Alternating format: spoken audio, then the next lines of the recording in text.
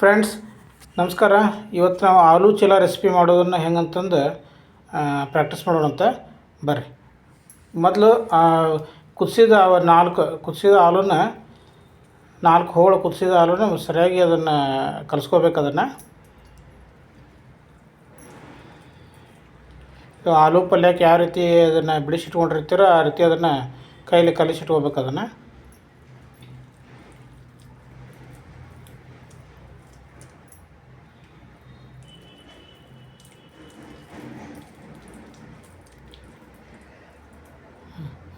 ಈಗ ಅದಕ್ಕೆ ಸ್ವಲ್ಪ ಕ್ಯಾಬೇಜ್ ಹಾಕ್ಕೊಳ್ರಿ. ಒಂದು ಬಟ್ಲದಷ್ಟು ಕ್ಯಾಬೇಜ ಹೆರೆದಿಟ್ಕೊಂಡಿದ್ದು ಕ್ಯಾಬೇಜ್ ಹಾಕ್ಕೊಳ್ರಿ. ಇದು ಹೆರೆದಿಟ್ಕೊಂಡಿರ್ಬೇಕು.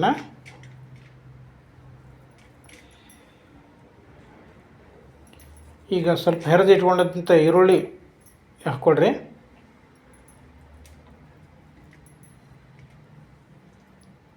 ಈಗ ಸಣ್ಣಗೆ ಹೆಚ್ಚಿಟ್ಕೊಂಡ್ರಂಥ ಗ್ರೀನ್ ಚಿಲ್ಲಿ ಅಥವಾ ಹಸಿಮೆಣ್ಸಿನ್ಕಾಯಿ ಹಾಕ್ಕೊಳ್ರಿ.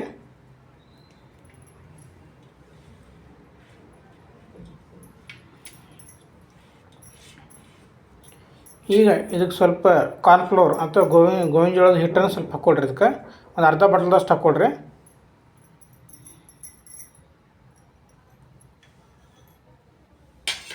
ಈಗ ಸ್ವಲ್ಪ ಅದಕ್ಕೆ ಗರಂ ಮಸಾಲ ಹಾಕ್ಕೊಳ್ರಿ.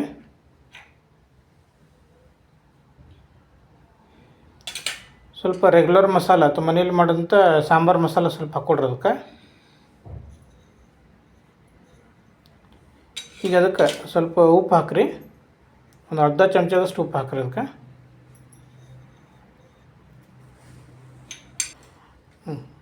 ಈಗ ಅದಕ್ಕೆ ಸ್ವಲ್ಪ ಜೀರಿಗೆ ಹಾಕ್ಕೊಳ್ರಿ.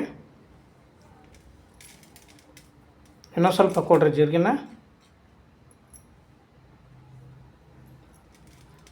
ಸ್ವಲ್ಪ ಅರಿಶಿನ ಪುಡಿ ಹಾಕ್ಕೊಳ್ರಿ.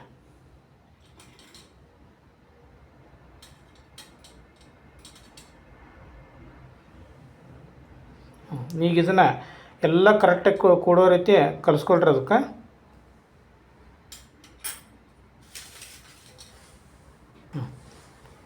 ಒಂದು ಕಲಿಸ್ಕೊಳ್ರಿ. ಈಗ ಅದನ್ನು ಎಲ್ಲ ಪೂರ್ತಿ ಮಿಕ್ಸ್ ಆಗಬೇಕು. ಮಿಕ್ಸ್ ಆಗೋ ತನಕ ಸರಿಯಾಗಿ ಕಲಿಸ್ಕೊಳ್ರಿ ಅದನ್ನು.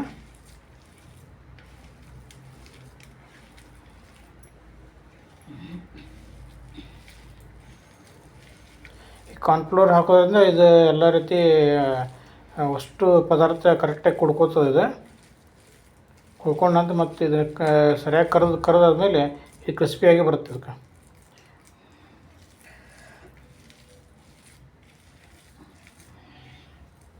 ಇನ್ನೂ ಸ್ವಲ್ಪ ಸರಿಯಾಗಿ ಕಲಿಸ್ಕೊಳ್ರಿ.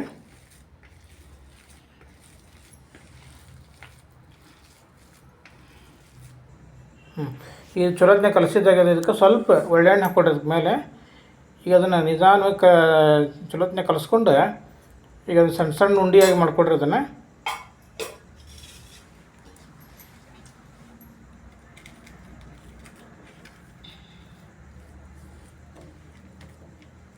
ಚಲೋತ್ನೆ ಕಲಿಸ್ಕೊಡ್ರಿ ಅದನ್ನ. ಕಲಿಸ್ಕೊಂಡ ನಂತರ ಒಂದು ಸಣ್ಣ ಸಣ್ಣ ಉಂಡೆಯಾಗಿ ಆಕಾರ ಮಾಡಿಟ್ಕೋಬೇಕು ಅವನ್ನ.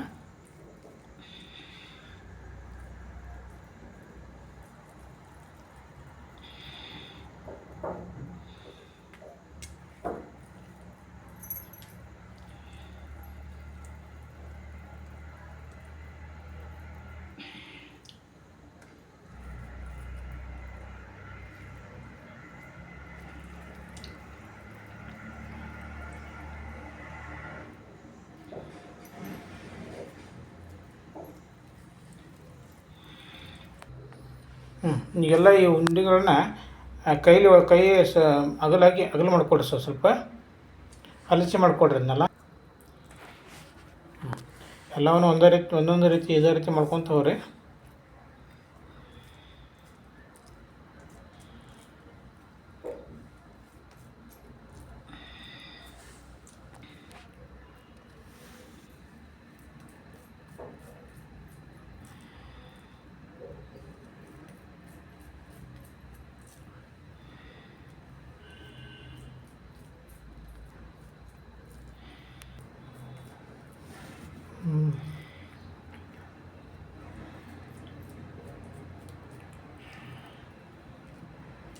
ಈ ರೀತಿ ರೌಂಡಾಗಿ ಅದನ್ನು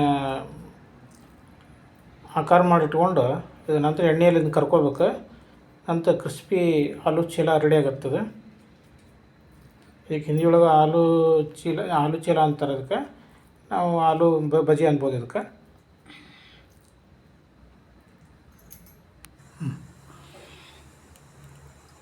ಈಗ ಒಂದು 1/2 ಲೀಟ್ರದಷ್ಟು ಎಣ್ಣೆ ಹಾಕ್ಕೊಳ್ರಿ ಬುಟ್ಟಿಗೆ. ಈ ಸರಿಯಾಗಿ ಕಾದ್ಮೇಲೆ ಈಗ ರೆಡಿ ಮಾಡಿ ಇಟ್ಕೊಂಡಂಥ ಆಲೂ ಬಜಿನ ಇದ್ರೊಳಗೆ ಕರಿಯೋಣಂತ. ಹಾಕ್ಲಿಕ್ಕೆ ಸ್ಟಾರ್ಟ್ ಮಾಡಿರಿ. ಈಗ ಒಂದೊಂದು ನಿಧಾನ ಹಾಕ್ಕೊಡ್ರಿ.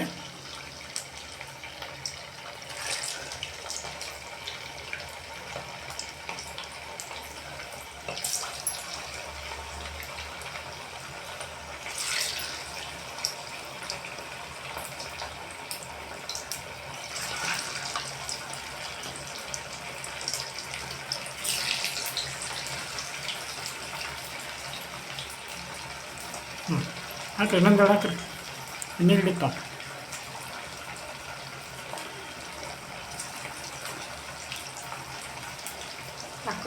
ಈ ಸರಿಯಾಗಿ ರೆಡ್ ಕಲರ್ ಬರೋ ತನಕ ಇನ್ನು ಹುರ್ಕೋಬೇಕು ಇದನ್ನು.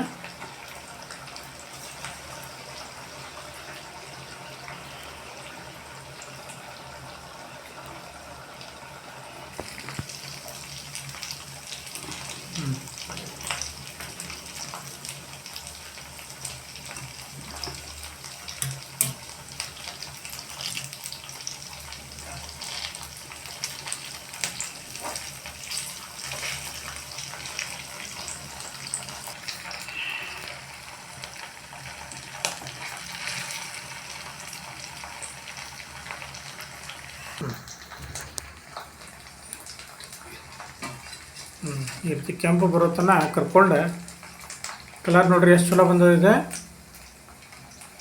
ಇದು ನೀವು ಸಾಸ್ ಜೊತೆಗೆ, ಚಟ್ನಿ ಜೊತೆಗೆ, ಕೊಬ್ಬರಿ ಚಟ್ನಿ ಜೊತೆಗೆ ಹಚ್ಕೊಂಡು ತಿನ್ಬೋದು. ಇದನ್ನು ಟೊಮೆಟೊ ಸಾಸ್ ಜೊತೆಗೆ ಹಚ್ಕೊಂಡು ತಿಂದರೆ ಭಾಳ ರುಚಿಯಾಗಿರ್ತದೆ.